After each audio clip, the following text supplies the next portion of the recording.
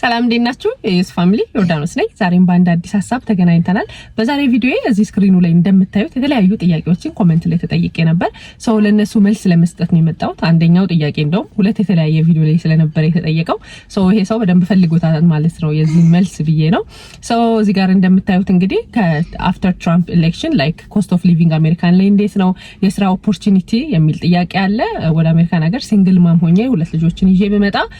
ስትራግሉ ምንድነው እንዴት አድርጌ ነው ስራ መስራው የሚል ጥያቄም አለ። ያንደኛው ሰው ጥያቄ ደግሞ ለሲንግል እና ለባለትዳር ብቻ አሜሪካ ላይ አሁን የወር ወጪ ምን ያህል ነው የሚለውን ነገር መልሽልን የሚል ነው። ሶ ከአንደኛው ስነሳ አሁን ትራምፕ ከመጣም በኋላ እሱ ከመምጣቱ በፊት ጀምሯል የኑሮ ውድነት። ሶ አሁን አሜሪካ ላይ ኑሮ ውድ ነው። ብዙም ሰው ወጥቶ እንደዚህ የማያማርረው ምናምን ወይም አሁን ኢትዮጵያ ሁሉም ሰው ያማርራል። ምክንያቱም ሞር የስራ ኦፖርቹኒቲ ስለሌለ ሰው ባለው ነገር ላይ ብቻ ነው መስራትና በዛ በሚያገኘው ደሞዝ ብቻ ነው መኖር የሚችለው። ሶ አንድ ሰው አንድ ስራ የሚሰራ ከሆነ ሞስትሊ አንድ ስራ ብቻ ነው የሚሰራው ማለት ነው። ሶ አሜሪካን ሀገር ላይ የስራ ኦፖርቹኒቲ አለ። ላይክ ስራ ትሰራላችሁ። ያው ስራ ምንድነው አይባልም እዚህ ሀገር ማንኛውንም ስራ ትሰራላችሁ። ግን ኢቭን አንድ ስራ ሰርቶ መኖር እየቀረ ነው። በፊት አሁን እንደ ኢሚግራንት የሚከብደው ምንድነው አንድ ስራም ሰርታችሁ እንደው ቢላችሁን ቴክ ኬር አድርጋችሁ ኤክስትራው ነገር ይቅሩብኝ ምናምን ብትሉ መኖር ይችላልላችሁ። አሁን ግን በጣም ነገሮች ኤክስፔንሲቭ እየሆኑ ስለሆነ አንድ ስራ ሰርታችሁ የራሳችሁን ቢል ሸፍናችሁ ከዛ በኋላ ደግሞ ኢትዮጵያ ቤተሰብ ረድታችሁ ትንሽ ከባድ ያደርገዋል ማለት ነው። ስለዚህ ሁለትና ሶስት ስራ መስራት ኢቭን ፍላጎት ብቻ ሳይሆን እንደ ግዴታም እየሆነ ነውና ያ እኔ እንደውም የሚገርመኝ አሁን በፊት እኛ የመጣን ጊዜ የነበረው $100 ያለው ቫልዩና አሁን ላይ ስቶር ሄዳችሁ $100 ልግዛ ስትሉ በደንብ ሰፊ ልዩነት አለው። በፊት ግሮሰሪ ስቶር ኦር ምግብ ለመግዛት የሆነ ስቶር ገብታችሁ ገበያ ገብታችሁ $100 የምትከፍሉት እቃ ብዛትና አሁን ላይ $100 የምትከፍሉት እቃ ብዛት በጣም ሰፊ ልዩነት አለው ማለት ነው። ሶ አሜሪካን ላይ ኑሮ እየተወደደ ነው። ብዙ ነገሮች ኤክስፔንሲቭ ሆነዋል። ቤቶች አሁን ቤት ልግዛም ብትሉ ልከራይም ብትሉ በጣም ኤክስፔንሲቭ ነው። በደንብ ጨምሯል ማለት ነው። ስቶርም ሄዳችሁ የሆነ ነገር ላንሳ ስትሉ በዛው ልክ ማለት ነው። ስለዚህ ኑሮ ውድ ነው። ስራ ደግሞ እንዴት ነው? ለምሳሌ የሁሉንም ስቴት አውቄ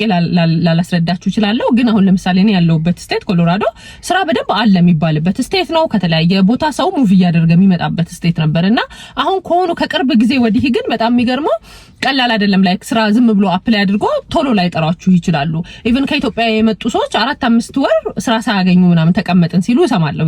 አሁን እንግዲህ በጣም በ2-3 ወር ውስጥ የምሰማቸው ነገሮች ነውና በፊት አሁን ኤርፖርት መግባት በጣም ቀላል ነበር። በጣም ነው ስራ አለ፣ በቃ ስራ በደንብ አለ፣ በደንብ ቀላል ነበር ማለት ነው። አሁን ላይ ግን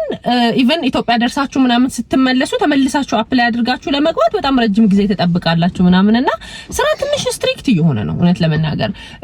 እንዲሁም አሁን ስራ ላይ የነበሩ ሰዎች ሁሉ ሌይ ኦፍ እየሆኑ ነው። በጣም ብዙ ሰዎች ማለት ነው።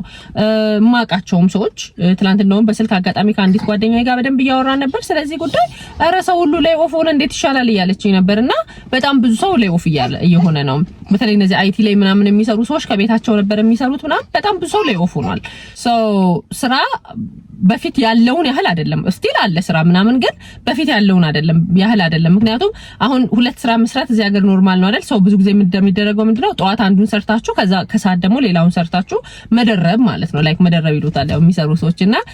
ጠዋት ሰርታችሁ ኢንስቴድ ኦፍ ወደ ቤት መሄድ ከሰዓት እዛው ስራ ሌላ መቀጠል ማለት ነውና አሁን ላይ ሁለት ስራ ምናምን ለመስራት በጣም ስትራግል እያደረገ ነው ብዙ ሰውና ኢቭን አሁን የቅርብ ጓደኛዬም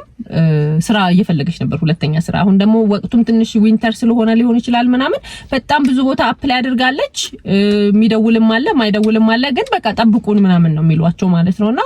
ኢንተርቪው ያደርጓቸዋል ምናምን በቃ እንደውላለን መልሰው ምናምን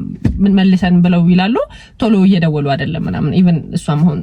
የነገረችኝ ያለው ነገርና በቅርብ ማውቀው ነገር ማለት ነው። ስለዚህ የኑሮ ውድነቱም ስራ የተወሰነ እንደዚህ መጨናነቁም የስራ ማጣቱ ምናምን በደንብ እንግዲህ ኮሎራዶ ላይ እንደዚህ ከሆነ ሌሎች ስቴቶች ላይ ደግሞ የተወሰነ መንገራገጭ ይኖራል ብዬ አስባለሁ። ቢካዝ በጣም በቀላሉ ስራ የሚገኝበት ስቴት እንዲሁም ከተለያየ ስቴት ሁላ በቃ ሙቭ እናድርግ ብለው ነው ሰዎች ስራ ለመስራት ወደዚህ የሚመጡት። ስለዚህ የተወሰነ ትራምፕ ከመጣ በኋላ ልዩነት አለ። ሌላኛው ደግሞ በጣም ኢምፖርታንት ጥያቄ ሜቢ አሁን ለጠየቀኝ ሰው ምንድነው የወር ወጪ አሜሪካ ላይ የወር ወጪ ሁሉም ሰው እንደየኑሮው እንደየቤቱ ነው የወር ወጪው አይደለ ግን የማይቀሩ የወር ወጪዎች አሉ አሜሪካ ላይ ለምሳሌ ባለትዳር ብትሆኑ ሬስቶራንት አፓርትመንት ተከራይተን እንኳን እንኑር ብትሉ ቱ ቤድ ቱ ባዝ ቢያስፈልጋችሁ ላይክ ልጆች ምናምን ካላችሁ ነው የምለው ለምሳሌ በጣም ዝም ብሎ ኖርማል አፓርትመንት ከሚባለው እንደ ጥሩ አፓርትመንት እንኳን ብለን ብናይ እንደ በአማካይ ብናይ ከ1800 ብር እስከ 2200 ብር ድረስ ቱ ቤድ ቱ ባዝ አፓርትመንት አለ እንደየሁኔታው ማለት ነው $1800 እስከ $2200 ይሄ ወራዊ ወጪህ ነው ባለትዳርና የልጆች አባት ምናምን ቤተሰብ ፋሚሊ ላለው ሰው ማለት ነው ሲንግል ሆኖ ጀስት ባልና ሚስት ሆኖ ለሚኖር ሰው ደግሞ 1500 እና 1600 maybe 1800 እንደየአፓርትመንቱ just one bed one bath ማለት ነው ይሄኛው ሌላ ወጪ ነው በሩሜት ለሚኖር ሰው ደግሞ ከ800 ብር ጀምሮ ከ600 ብር ጀምሮ እስከ 800 ብር አይደለ ያ እንደዛ ሼር አድርጎ የሚኖር ሰውም አለ ይሄም አንዱ ወጪ ነው የኢንተርኔት አለ ለምሳሌ ቤታችሁ ዋይፋይ ካለ ማለት ነው የኢንተርኔት በወር 40 ብር ሊሆን ይችላል በወር 70 ብር ሊሆን ይችላል እንደየኢንተርኔቱ አግሪመንታችሁ ማለት ነው የአመቱን ነው አንዴ እንግዲህ አግሪመንት የምትይዙት ወይም ሊዝ የምትይዙት እዚህ ሀገር አሁን ኢንተርኔት እንትን ሄዳችሁ ማለት ነው ካምፓኒ ሄዳችሁ ለምሳሌ አሁን በቅርብ ኤክስፊኒቲ አለ ኤክስፊኒቲ ብል ሜቢ 40 ብር ሊሆን ይችላል ሜቢ 30 ብር ሊሆን ይችላል ሜቢ 70 ብር ሊሆን ይችላል እንደምትጠቀመው ዳታ ምናምን whatever ብላ ብዙ ነገር አላቸው እነሱ ጋር ዲል ስታደርጉ ከ40 ብር እስከ 70 ብር ብላችሁ ያዙት የስልክ አለ ለምሳሌ እንደ ኢትዮጵያ ስልክ እየሞላን አይደለም ካርድ እየሞላን አይደለም የምንጠቀመው በወር ውስጥ ብትደውሉ ባትደውሉ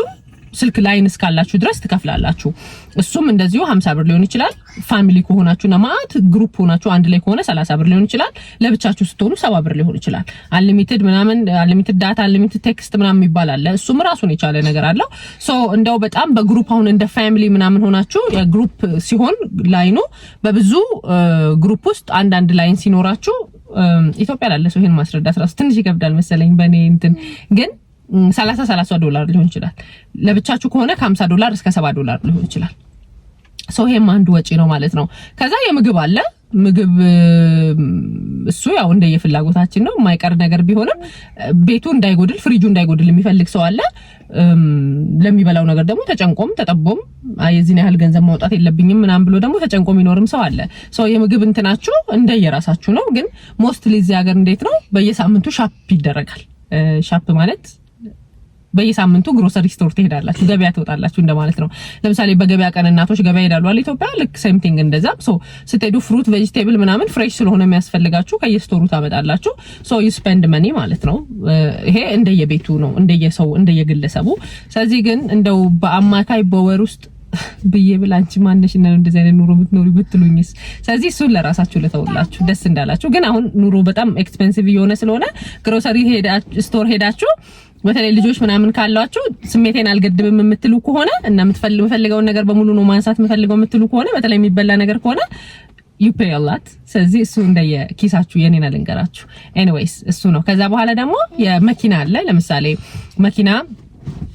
የየወር ነው የምትከፍሉት ፋይናንስ ነው ብዙ ጊዜ የምታደርጉት ፋይናንስ መኪና አዲስ መኪና ብራንድ ኒው መኪና ከካምፓኒ አውጥታችሁ ከሆነ የራሳችሁ ካልሆነ በወር ከ200 ብር ጀምሮ ከ300 ብር ጀምሮ እስከ 700 ብር ድረስ ልትከፍሉ ትችላላችሁ ከዛም በላይ የሚከፍሉ አሉ እስከ 1000 ብር ድረስ የመኪና ፔመንት የሚከፍሉ አሉ አንዲት ጓደኛዬ 1400 ብር የምትከፍላለች ስለዚህ እሱ እንደየሊዛችሁ እንደየአግሪመንታችሁ ዳውን ፔመንት እንደምታደርጉት ብር እንደ እድሜያችሁ ለምሳሌ አሁን እዚህ ሀገር ከ26 አመት በታች ስትሆኑና መኪና የምታወጡት ከ26 አመት በላይ ስትሆኑ ምናምን ራሱ እንትኑ ይለያያል ማለት ነውና እሱ የመኪና አለ የምትከፍሉት በወር ጥሩ ዳውን ፔመንት ካደረጋችሁ ደግሞ የተወሰነ ወይም ደግሞ በወር የሚመጣው ቢላችሁ የዛን ያህል አይሆንባችሁ ይሄ አንዱ የእንትን ነው ከዛ የጋዝ አለ መኪናችሁ ለምሳሌ ስፖርት ካር ቢሆን ኦር እነዚህ አሁን ፋንሲ ካር የምንላቸው ከሆነ ጋዝ በጣም ነው የሚጠጡት ጋዝ በጣም ነው የሚወስዱት አሁን ቶዮታ ሆንዳ እንደዚህ ሃይብሪድ ምናምን ከሆኑ ደግሞ ትንሽ ጋዝ ነው የሚፈልጉት ምክንያቱም ሞስትሊ የኤሌክትሪክ መኪኖች ስለሆኑ ማለት ነው ስለዚህ የጋዝ አለ ኢንሹራንስ አለ የመኪና ክፍያ አለ ያው ኢንሹራንስ የየወሩ ማለት ነው ኢንሹራንስም ከ200 ምናምን ጀምሮ ወይ ከ100 ምናምን ብር ጀምሮ በወር 200 ምናምን ድረስ እስከ 400 ብር እስከ 600 ብር የሚከፍል ሰውም አውቃለሁኝ እሱ አለ ብዙ ጊዜ ግን አሁን እኔም የማደርገው ምንድነው የ6 ወሩን አንዴ ነው መከፍለው ማለት ነው እንደዛ ሲሆን ኢቭን ዲስካውንት ታገኛላችሁ ይሄ በየወሩ 200 ብር ወይ 300 ብር ከመክፈል የ6 ወሩን አንዴ ነው የምከፍለው ሜቢ ለመኪናዬም ትንሽ እንትን ስለሆነ ሊሆን ይችላል ውድ ሊሆን ይችላል የምከፍለው እስከ 1500 1600 ብር ድረስ ከፍላለሁኝ በ6 ወር ማለት ነው ሶ which is የመኪና ክፍያ ኢንሹራንስ ማለት ነው የማይቀር ሌላ ምን አለ እንግዲህ የኤክሴል ኢነርጂ ወይም ደግሞ የኢትዮጵያ አሁን ኤሌክትሪክ ኃይል እንደምንለው ማለት ነው ሶ ቤት ካላችሁ ኤክሴል ኢነርጂ ወይም ደግሞ የኤሌክትሪክ ክፍያ ትከፍላላችሁ which is የማይቀር ነገር ማለት ነው ሶ እነዚህ ቢሎች ይሄ አሁን ማህበራዊ ህይወት የሆነ ድግስ ቢኖር የምትሄዱት የምትጠሩት ምናምን የምታረጉት ምናምን ነው ሳይካተት ለራሳችሁ ይሄ ኤክስትራ ምን እናወጣው አይደለ በቃ ስንወጣ አሁን ውጭ ስወጣ የሆነ ነገር እገዛለሁ ለልጆቼም ለራሴም የሆነ ነገር መብላት ሊያሰኘኝ ይችላል መጠጣት ምናምን እሱን ትታችሁት ማለት ነው ያው በቃ እሱ ኖርማል ላይፍ ስለሆነና ስትፈልጉ የምታረጉት ሳትፈልጉ ማታረጉት ነገር ስለሆነ ማለት ነው ስለዚህ እነዚህ ነገሮች ግን በወር ውስጥ የማይቀሩ ነገሮች ናቸው ሶ ሜቢ መልስህን መልሽልህ ከሆነ ሶ እንደ ሲንግልና እንደ ባለትዳር አድርገህ ስታስበው ብዙ ጊዜ ሃውስ ምናምን ሲኖራችሁ ነው ቤት ምናምን ሲኖራችሁ ያው የባለትዳር ስትሆኑና ሲንግል ስትሆኑ የምትከራዩትን ቤት ሊለያይ ይችላል ሶ ቢላችሁ ሊለያዩ ይችላል ይሄ የመኪና የስልክ የኢንተርኔት የምናምን ግን በተጠቀማችሁ ቁጥር ያው የምትከፍሉት ነገር ነው ማለት ነው ሌላኛውና የመጨረሻው ጥያቄ ሲንግል ማሞኘ ልጆችን ይዤ የሚመጣ አሜሪካ ነገር ምን አይነት ስራ ነው የምሰራው እውነት ለመናገር ከባድ ነው አሁን ቀላል ነው ብለሽ እንድትመጪ ራሱ አልፈልግም ከባድ ነው ስትመጪ በጣም ብዙ ቻሌንጅ ሊገጥምሽ ይችላል አይደለም ልጆች ይዘሽ ሲንግል ሆነሽ ብቻሽን ራሱ ብትመጪ እዚህ ሀገር ነገሮች በጣም ስለሚቀያየሩ ትንሽ ቻሌንጅ ሊያደርግሽ ይችላል ግን ኢትስ ኦኬ የማይታለፍና የማይለመድ ነገር የለም ወይ ይሄንንም እኮ አለፍኩት ትይዋለሽ ማለት ነው ሶ ያንን ስሜት ታልፊያለሽ ግን እንደመጀመሪያ ከባድ ሊሆን ይችላል ምንድነው ማድረግ የምትችይው ዴኬር ምናምን አለ ዴኬር ውድ ነው ላይክ እውነት ለመናገር ዴኬር ርካሽ አይደለም ግን አለ እንደ አማራጭ ዴኬር አስቀምጠሽ ልጆችሽን መስራት ትችላለሽ ላይክ እነሱ ዴኬር ገብተው በሚወጡበት ሰዓት ማለት ነው ግን ቀላል አይደለም ኢቭን በዴኬሩ ሰዓት ብቻ መስራት ላይክ ሄዶ ድሮፕ የሚያደርግልሽና የሚቀበልልሽ ሰው ምናምን ከሌለ አንቺ ኢቭን 8 ሰዓት ላሰድ ትችላለሽ ልጆችን ጥለሽ እንደገና ስራ ሄደሽ ስትመለሽ እንደገና በልጆችሽ መውጫ ሰዓት ስለሆነ even 8 ሰዓት ላሰሪ ትችላለሽ ማለት ነው ሶ ዴይኬር አለ እሱ እንደ አማራጭ ነው ግን አሁን የምትመጪው ለምሳሌ አሁን ኤፕሪል ኦልሬዲ አለቀ ኦኬ ሜይ ከዛ ጁን ጁላይ ኦገስት ላይ ትምህርት ይጀምራል ሶ እስከ ኦገስት የምትመጪ ከሆነ ደግሞ ልጆችሽ ሜቢ ትምህርት ቤት ሊመዘገቡ ይችላሉ ኦገስት ላይ ትምህርት ይጀምራል ግን እዚህ ሀገር ደግሞ ቀድሞ ነው መሰለኝ ትምህርት ማስመዝገብ ምናምን ሶ ኦገስት ከሆነ ኦገስት ላይ ልጆች ትምህርት ቤት ይጀምራሉ ግን ምንድነው የመጀመሪያው ነገር መጀመሪያ ለምሳሌ መተሽ ስራ ምናምን እንደጀመርሽ በጣም ስትራግል ልታረጊ ትችላለሽ ግን የምታርፊባቸው ሰዎች በቃ በጣም አሁን በዚህ ሰዓት በጣም ኢምፖርታንት ናቸው ላንቺ ሶ ትንሽ ሄልፕ የሚያረጉሽ ከሆነና እንደው 1-2-3 ወር ሰርተሽ ገንዘብ መያዝ ከቻልሽ ቤት ስትከራይ ምን ማድረግ ትችላለሽ ለምሳሌ እናቶች አሉ እዚህ ሀገር ልጆቻቸው ጋር መተው ምናምን ቤት ውስጥ የሚያሳልፉ ማለት ነው ሶ እነሱን አፈላልገሽ ያው ሰው ነው የሚፈልግልሽ አንቺ መቼም አገሩን ላታውቂ ትችላለሽ ግን ኢንፎርሜሽን ጠያይቀሽ ምናምን እንደዚህ አይነት እናት ብታገኚ ላይክ ልጆችሽን ቴክ ኬር የሚያደርግልሽ ማለት ነው ለእናቶች የተወሰነ ገንዘብ ትከፊና ሜቢ ቦር 500 ብር ሊሆን ይችላል 600 ብር ሊሆን ይችላል ምናምን እንደዚህ እንደየቦታው ሊለያይ ይችላል ሶ እንደዚህ ትከፊና ልጆችን እነሱ መተው ለምሳሌ ቤትሽ ሊሆን ይችላል ቴክ ኬር ያደረጉልሽ አንቺ ስራ ቦታ መሄድ ማለት ነውና ቀላል አይደለም ከአሜሪካ ሲንግል ማሞኖ ልጆችን ከኢትዮጵያ ሲንግል ማሞኖ ልጆችን ብቻ ይዞ መጥቶ ለማሳደግ መሞከር ቀላል አይደለም ግን በቃ ይሄን ማውራሽ ኢትስ ኦኬ ቀላል ነው ምናምን ብለሽ እዚህ መተሽ ምን እንደሚገጥምሽ አውቃለሁ ሶ ተከሻሽን ሰፋ አድርገሽ ሆዲሽን ሰፋ አድርገሽ ጠንከር ብለሽ እንድትመጪ ነው ማለት ነው ካልሆነ ደግሞ እንደው ኮሜንት ላይ ይሄ መልስ እየተመለሰልሽ ነበር በጣም ጥሩ እይታ ነው እውነት ይሄንን መልስ ለመለሽላት ሰው አመሰግናለሁ በጣም